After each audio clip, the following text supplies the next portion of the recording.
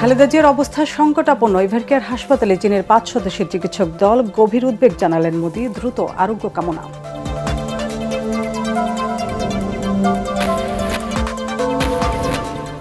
তারেক রহমানের দেশে ফিরতে বাধা থাকলে সব ধরনের সহায়তা দেওয়া হবে জানালেন আইন উপদেষ্টা। নিরাপত্তা নিশ্চিতে ব্যবস্থা নেবে সরকার।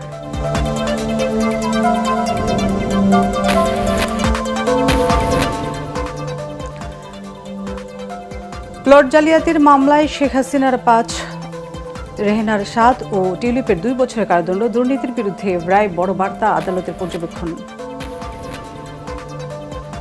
রাষ্ট্র পরিচালনার দায়িত্ব পেলে একমাত্র বিএনপি দেশ গড়তে সক্ষম। রেজা কিবরিয়ার যোগদান অনুষ্ঠানে দলটির মহাসচিব মির্জা ফখরুল।